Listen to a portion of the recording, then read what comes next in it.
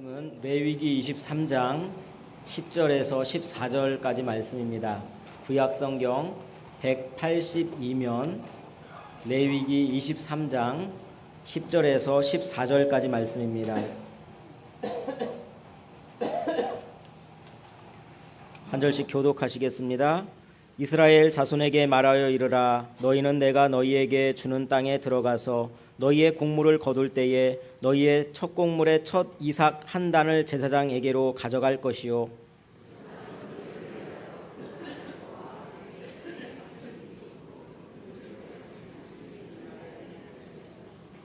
너희가 그 단을 흔드는 날에 1년 되고 흠없는 순양을 여호와께로 번제로 드리고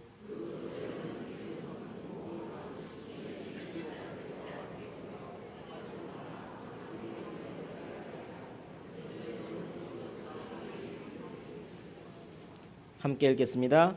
너희는 너희 하나님께 예물을 가져오는 그날까지 떡이든지 볶은 곡식이든지 생이삭이든지 먹지 말지니 이는 너희가 거주하는 각처에서 대대로 지킬 영원한 규례니라. 아멘. 할렐루야. 오늘 맥주 감사 주일인데 감사하는 마음이 있으면 비가 아무리 쏟아져도 교회 나오고 감사하는 마음이 없으면 비 오는데 뭐 교회 가지 말지 그리고 안 나올 수 있는데 나온 여러분에게 하나님께서 더 큰 감사할 수 있는 새로운 축복들을 넘치게 해주시기를 주님의 이름으로 축원합니다. 옆에 한번 따라합시다. 당신은 사이코입니다. 이렇게 물폭탄이 쏟아질 정도로 비가 많이 오는데 교회에 나오는 당신은 사이코입니다. 옆에 있는 분에게 그렇게 인사하시겠습니다. 시작. 예. 이게 일본말로 최고라고 하는 한문을 사이코 이렇게 부르게 돼 있어요. 그러니까 당신은 사이코입니다. 이게 당신은 최고입니다. 그런 거예요. 이 비가 이렇게 오는데도 오는 당신 최고입니다. 그런 뜻이거든요. 당신은 사이코입니다. 인사하겠습니다. 시작. 예. 최고라고 이렇게 옆에서 해주시니까 답례도 해야 되겠죠. 또 인사하겠습니다. 저를 사이코라고 불러주셔서 감사합니다. 예. 최고라고 불러줘도 감사하고 사이코라고 불러줘도 감사하고 우리가 늘 감사해야 돼요. 감사가 메마른 사람이 있고요. 감사가 넘치는 사람이 있는데 여러분은 어떤 종류의 사람이십니까? 오늘 맥주감사절인데 맥추절이라는 것은 한문 그대로 보리맥자, 가을 추자, 추수할 추자예요. 그러니까 보리를 추수한 것을 감사하는 절기입니다. 그러나 우리나라가 번역할 때는 맥추절 이렇게 번역을 했지만 본래 이스라엘에서는요, 보리만 거두는 게 아니라 밀까지 함께 거두는 그런 절기입니다. 단순히 이 맥추절은 보리 때문에만 감사하는 날은 아닙니다. 그러면 이 감사절은 어떤 의미가 담겨져 있는가 이것을 오늘 생각해 보고자 합니다. 첫째, 감사절은 행복을 주는 날입니다. 행복을 주는 날이에요. 여러분, 우리가 감사할 때 행복해지는 거예요. 식구들끼리 서로 불평하고 서로 원망하고 이럴 때는요 행복하지 않습니다. 식구들끼리 서로 감사하다요. 엄마 감사해요, 아빠 감사해요, 당신 감사해요, 얘들아 고맙다, 이렇게 하는 가정이 행복한 거 아니겠습니까? 그래서 이런 말이 있어요. 행복은 감사의 문으로 들어와 불평의 문으로 나간다. 그래요. 행복과 불행의 차이는 딴 게 아닙니다. 감사하느냐 불평하느냐 이것에 따라서 그 가정이 행복할 수도 있고 불행할 수도 있는 거예요. 감사할 때 행복이 오는 겁니다. 그래서 감사는 행복의 지름길이다, 그런 말이 있어요. 우리가 SNS를 하는데 뭐 카톡도 있고 인스타그램도 있고 뭐 페이스북도 있고 그러잖아요. 트위터도 있고. 근데 이제 그 페이스북의 CEO 최고 경영 책임자가 셰릴 샌드버그입니다. 그런데 이 여자에게 시련이 닥쳐왔습니다. 남편 데이브 샌드버그가 갑자기 심장마비로 세상 떠난 거예요. 시름 앓다가 갔으면 마음의 준비라도 했을 텐데 갑자기 어느 날 갑자기 떠나간 거예요. 충격을 감당을 못하는 겁니다. 너무나 비통한 현실을 받아들이지 못합니다. 매일매일 피폐하게 살아갑니다. 그러던 중에 그 친구, 심리학자 친구가 찾아와서 얘기를 하는 거예요. 위로를 합니다. 예, 절망에 빠져서 그렇게 허우적대지 말아라. 힘내라. 그렇게 하면 안 된다. 오히려 다르게 반대로 생각을 해봐라. 너희 남편이 너희 두 애들 태우고 자주 이렇게 운전하고 고속도로 운전하고 그랬지 않냐? 그렇다고. 그런데 야, 네 남편이 집에서 심장마비 와서 쓰러져 죽어서 다행이지. 네 두 아이까지 태워가지고 그래가지고 고속도로 달리다가 거기서 심장마비로 죽었다고 쳐봐라. 어떻게 될 뻔했냐? 너희 애들까지 다 죽을 뻔했지 않았냐? 오히려 감사하게 생각해라. 그걸 가만히 생각해 보니까 정말 그렇더라는 겁니다. 그래서 이 sheryl sandberg가 쓴 글에 보면 이렇게 썼어요. 이 가족 셋을 한꺼번에 다 잃을 수 있는 상황이 있었을 수도 있었는데 그 생각을 하자 아이들이 살아있다는 사실에 미치도록 감사했습니다. 이렇게. 남편 입장인 저는 기분이 상당히 나빠요. 남편은 죽어도 애들은 살아있다니까 미치도록 감사했다는 게 뭐 그러긴 하지만, 그러나 남편 세상 떠났다고 폐인이 되어 있어서야 되겠어요. 오히려 생각을 바꾸니까 그래도 얘네들까지 한꺼번에 그렇게 그럴 수도 있었는데 그렇지 않은 거 정말 감사하다. 그러니까 사람이 살고, 그러니까 행복이 찾아오는 겁니다. 여러분, 감사와 행복은 정비례하는 것입니다. 많이 감사하면 많이 행복하고 적게 감사하면 적게 행복합니다. 여러분은 행복하십니까? 행복하지 않습니까? 만약에 행복하지 않다면 내가 감사하지 않아서 그래요. 감사하지 않아서. 늘 감사하는 삶을 살아보세요. sheryl sandberg가 환경이 달라져서 감사한 게 아니에요. 비통에 있다가 갑자기 감사한 것은요, 생각이 달라져서 그래요. 감사하니까 행복해지는 겁니다. 사실 우리가 행복해지려면요, 평강해야 되거든요. 그런데 어떤 사람에게 평강의 복을 주시느냐? 감사하는 자에게 평강을 주십니다. 빌립보서 4장에 보니까 기도와 간구로 너희 구할 것을 감사함으로 하나님께 아뢰라. 감사함으로 하나님 앞에 기도하라는 거예요. 감사함으로 기도하면 그 다음 절 7절에서 어떻게 하신다 그랬어요? 하나님의 평강이 너희 마음과 생각을 지키시리라. 그래서 어떤 자에게 하나님의 평강을 주시느냐? 감사하는 자에게 주신다는 거예요. 감사하는 자에게. 그렇습니다. 행복의 비결은 감사입니다. 내가 들어가야 될 문들을 감사로 그 문을 열고 들어가는 것입니다. 인생은 감사한 만큼 행복해지는 것입니다. 아무쪼록 온 식구들이 서로 감사하는 가운데서 하나님께도 감사하고 주변에 있는 사람들에게도 감사하는 가운데 감사로 가정의 평강과 행복이 가득하게 만드는 여러분 되시기를 주님의 이름으로 축원합니다. 그런 축복이 아멘 하는 분들에게만 임하시기 바랍니다. 감사절은 두 번째로 작은 것에 감사하라는 것을 깨닫게 하는 날입니다. 첫 열매를 하나님 앞에 드리는 거. 아직 추수감사가 아니에요. 맥주감사는 과일도 아직 첫 열매예요. 첫 열매는요, 나중에 충분히 익은 열매에 비해서 작습니다. 숫자도 적고 알갱이도 작아요. 그러나 그 작은 것에도 감사하라는 거예요.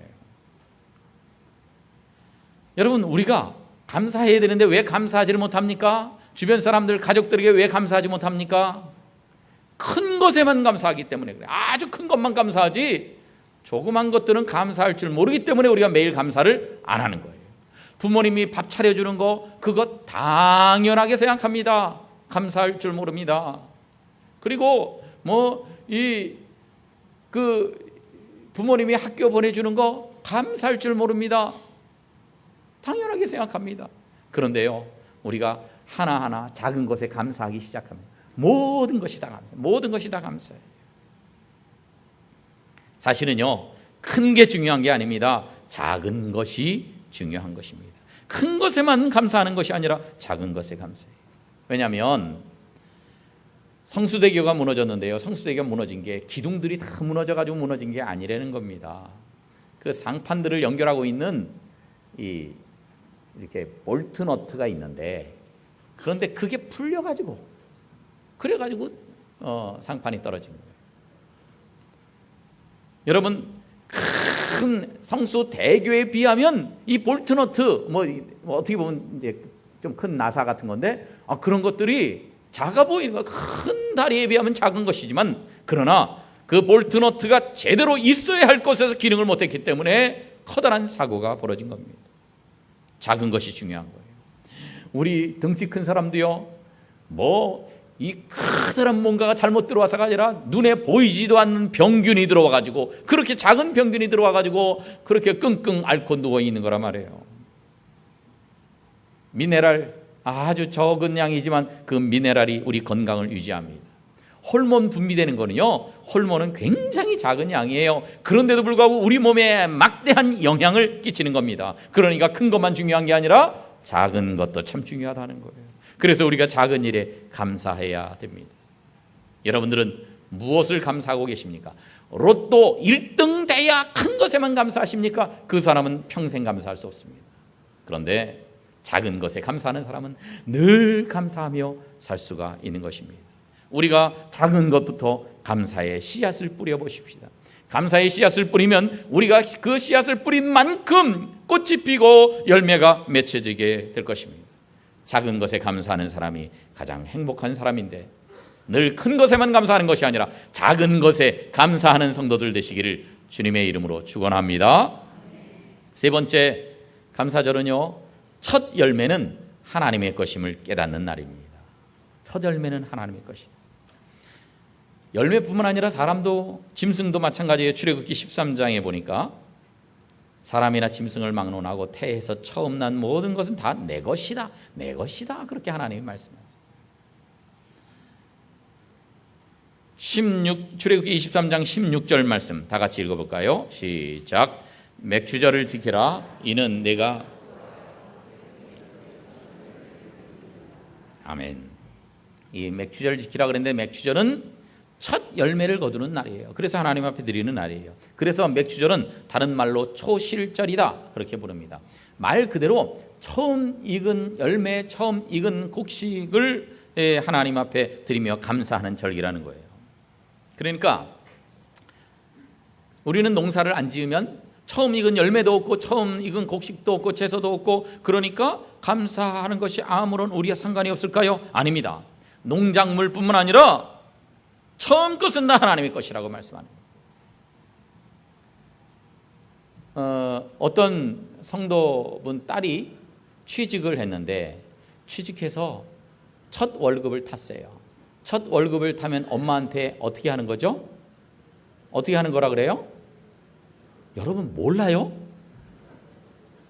엄마 뭐를 사준다고요? 내복을 사준다. 그래, 내복 사오기를 기다렸는데 안 사오더래요. 그래서 너 첫 월급 안 탔냐? 그랬더니 탔대요. 그거 어떻게 써? 그랬더니 그거 첫 것은 하나님 것이니까 교회에다 헌금으로 다 냈어, 그러더래요. 그래서 그 엄마가 자기가 그걸 가르치지도 않았는데 어쩜 얘가 기특하게 그렇게 했는가 해가지고 자기 내복 받은 것보다 훨씬 뿌듯하게 느꼈다, 뭐 그런 얘기를 들었어요. 그렇습니다. 처음 것은 하나님 것이라는 거예요. 그래서 잠언 3장 9절에 보니까 내 소산물만 처음 익은 열매로 하나님을 공경하는 것이 아니라 내 재물과, 농사를 짓건 안 짓건 상관없이 모든 재물과 소산물의 처음 익은 열매로 여호와를 공경하라고 말씀하는 겁니다. 레위기 23장에 보니까 이제 맥추절이 되면 너희 곡식을 거둘 때에 너희의 곡식의 첫 이삭 한 단을 제사장에게로 가져갈 것이요, 이 말씀을 하세요. 이 맥추절에 관한 말씀입니다. 그런데 이 말씀을 언제 했느냐? 맥추절이 다가올 때에 하신 말씀이 아니라는 거예요. 맥추절은 제일 먼저 언제 지켰냐면 가나안 땅에 들어가서 그 첫 해에 이 보림일 추수하고 나서 지켰거든요. 그러니까 그게 아니고 이 말씀이 주어진 시점은요, 시내산에서 주어졌어요. 출애굽하고 나서 얼마 안 돼서 시내산에서 여기서 모든 율법을 주시면서 이때 말씀하신 거예요. 앞으로 맥추절이 처음 시작되려면 40년이나 남았는데 40년 이후에 될 이 맥추절에 관해서 하나님이 미리 40년 전에 이렇게 말씀한 겁니다. 이것은 즉흥적으로 하나님이 하신 말씀이 아니라는 거예요. 분명한 의도를 가지고 매우 강한 의지를 가지고 하신 말씀이다 하는 것입니다. 출애굽기에, 레위기에, 신명기에, 그리고 모든 구약의 역사서, 예언서, 그리고 신약 성경에서까지 첫 열매에 대해서 계속 말씀하십니다. 여러분, 첫 열매가 왜 그렇게 중요할까요? 첫 열매는요, 맛물이 갖는 대표성 때문입니다. 맛달 할 때 맛자예요. 그러니까 모든 것의 처음 것. 그것이 갖는 대표성이에요. 첫 열매는 그 이후에 생산되는 모든 열매를 대표하는 것입니다. 맛물은 그 이후에 발생하는 모든 수확의 대표입니다. 첫 수입은 그 이후에 들어오는 모든 수입을 대표하는 것입니다. 한 주간의 첫 날인 주일은 한 주간의 모든 날을 대표합니다. 그래서 주일을 성수하는 것입니다. 하루의 첫 시간인 새벽은 24시간을 대표합니다. 그래서 새벽 기도가 중요합니다. 이런 대표성 때문에 첫 것을 구별해서 하나님 앞에 드린다고 하는 것은 사실상 그 이후의 모든 것까지 하나님 앞에 드린다고 하는 마음의 고백이에요. 신앙의 고백이에요. 남성들이 잘 못하는 게 뭐냐면 사랑의 고백을 잘 못해요. 사랑한다고 고백하면 되는데 고백을 못해요. 여성들 입장에서는 사랑이 표현되기 전까지는 사랑이 아닌 것입니다. 마찬가지입니다. 감사가 표현되기까지는 감사가 아닙니다. 감사를 표현해야 돼요. 그때 하나님께서는 기뻐하시고 하나님께서 복을 주시는 거예요. 뿐만 아니라 주변 사람들, 가족들에게도, 교회 성도들에게도 감사하다는 걸 표현해야 돼요. 오늘 주일날 모여서도 다른 사람들에게 계속해서 당신 이렇게 해주셔서 감사하고, 비 오는데 교회 나와주셔서 감사하고, 이렇게 봉사해 주셔서 감사하고, 찬양드려하고, 관연하고 해서 감사하고, 이렇게 저렇게 수고해서 감사하다는 표현들이 오늘 넘치는 복된 날이 되시기를 주님의 이름으로 축원합니다. 네 번째 맥주감사절은 신앙생활의 성숙을 의미하는 날입니다. 맥주절이 신앙생활의 성숙과 무슨 상관이 있을까요? 여러분, 맥주절이 신앙생활의 성숙과 무슨 상관이 있습니까?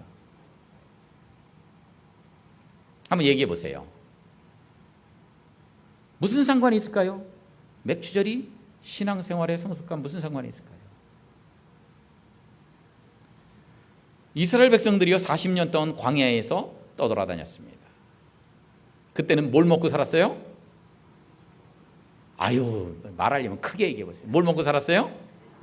만나도 먹고 메추라기도 먹고 하나님이 다 주셨어요. 아침에는 만나를 내려주셨습니다. 저녁에는 메추라기를 다 몰아다 주셨습니다. 그래서 사냥할 필요 없이, 농사질 필요 없이 하나님이 주신 것 가지고 먹었어요.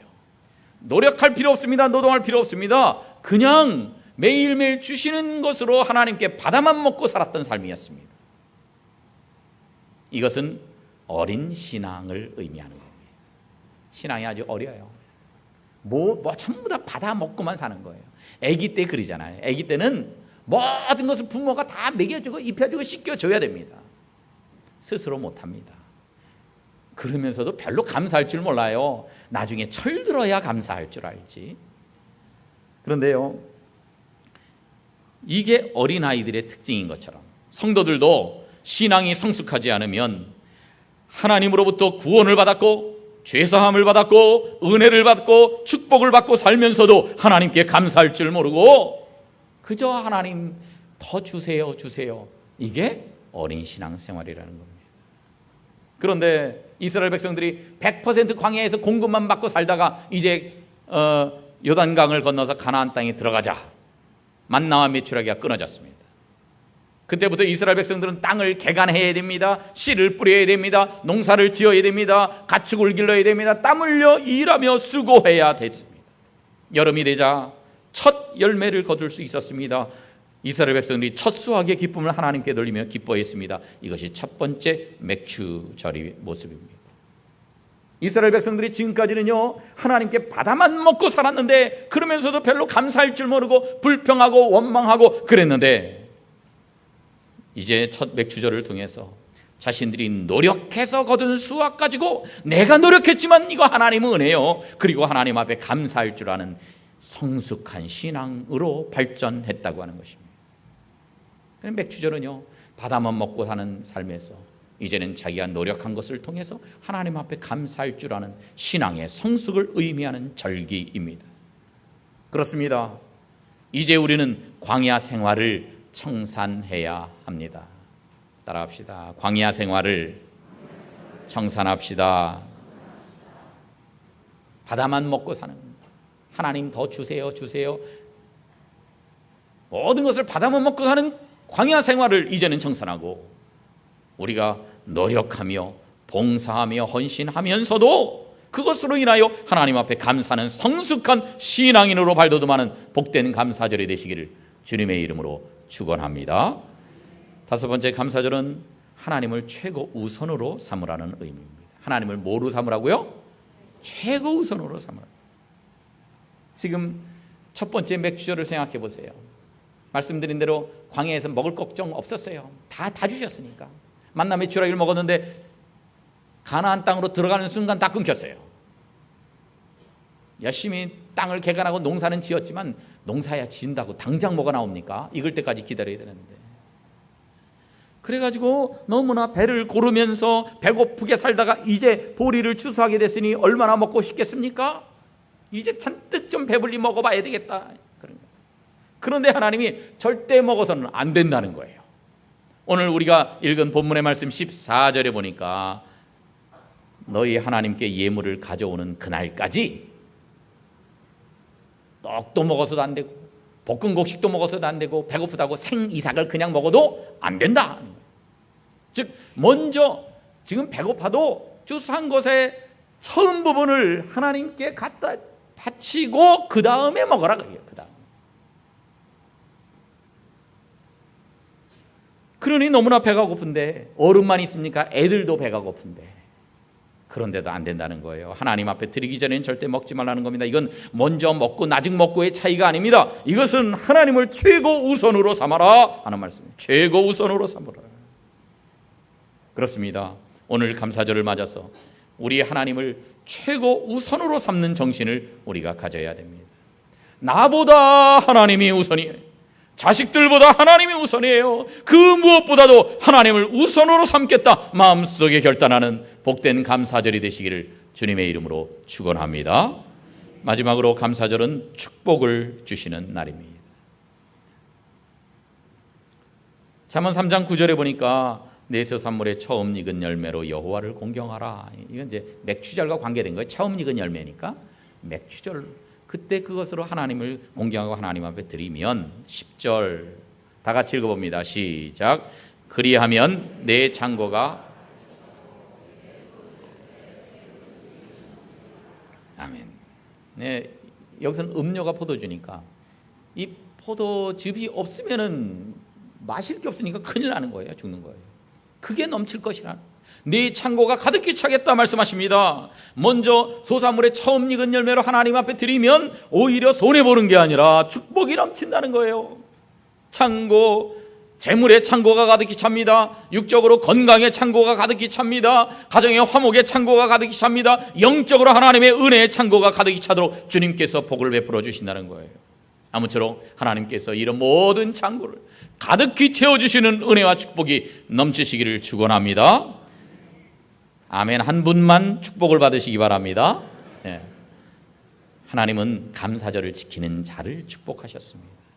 하나님은 그렇게 축복하시기 전에 먼저 너희들이 먼저 배고프다고 솔라당 먹어치우지 말고 하나님 앞에 드리라 명령하셨어요. 엘리야 선지자가 다 비가 안 오, 3년 동안 비가 안 오니까 다 가물었어요. 그래서 사르밧 지방으로 갔습니다. 거기 과부가 있었는데 과부에게 떡을 달라고 말합니다. 열왕기상 17장에 보니까 떡 한 조각을 4개로 가져와라, 내가 먹겠다 이거예요. 그런데 여러분, 그때 당시의 과부는 오늘날과 달라요. 그때는 극빈자예요. 극빈자. 뭐 전혀 수입이 없는 사람들이니까. 그런데 12절에서 뭐라고 대답을 합니까? 이 통에 가루 한 움큼밖에 없습니다. 병에 기름 몇 방울 없습니다. 내가 이제 마지막으로 나뭇가지 주워다가 불 떼가지고 떡 하나 빚어서, 그래서 나하고 내 아들하고 같이 먹고 이제는 먹을 것이 없으니까 이젠 죽을 작정이었습니다. 그 얘기. 그런데 세상에 이 어린 아들, 배고프다고 하는 어린 아들 마지막으로 먹을 그걸 홀라당 잡숫겠다고 가져오라고 그러십니까? 벼룩이 간을 빼먹어도 유분수지. 그렇게 항변하지 않습니다. 당신은 하나님의 사람입니다. 당신이 믿는 하나님 여호와께서 살아계심을 내가 믿습니다. 그러면서 드립니다. 그랬더니 어떻게 됐습니까? 16절에 보니까 같이 읽어보겠습니다. 시작. 여호와께서 엘리야를 통하여 하신 말씀같이 통에 가루가 떨어지지 아니하고, 아멘.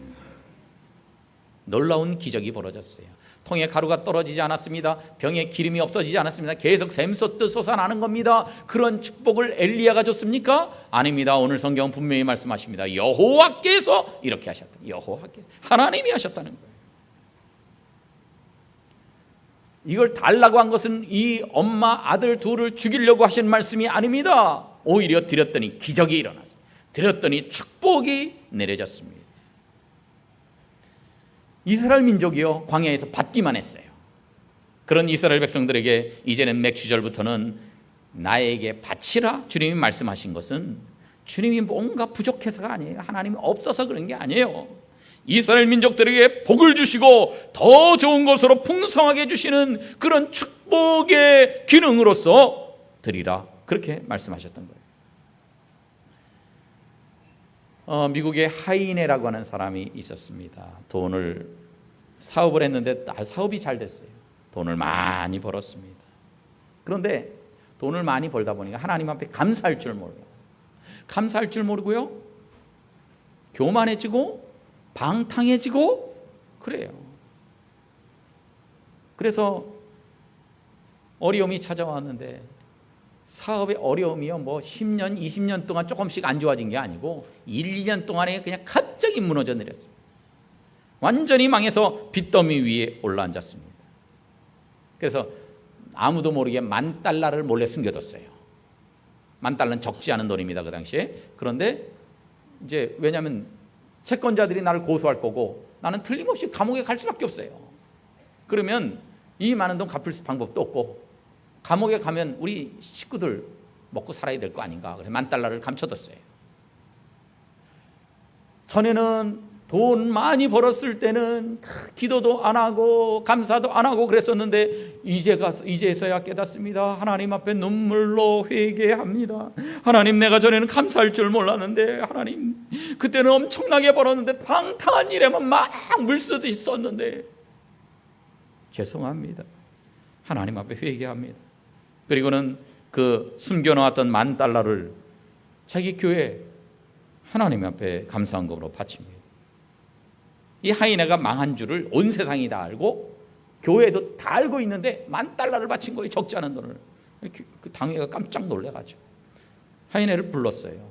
당신 어떻게 된 거냐? 당신 망했는데 이거 어떻게 바칠 수 있느냐? 그랬더니 내가 전에 그렇게 많이 벌 때 그렇게 하나님 앞에 하나도 감사할 줄 몰랐는데 이제 내가 그걸 깨닫고 이제 회개했습니다.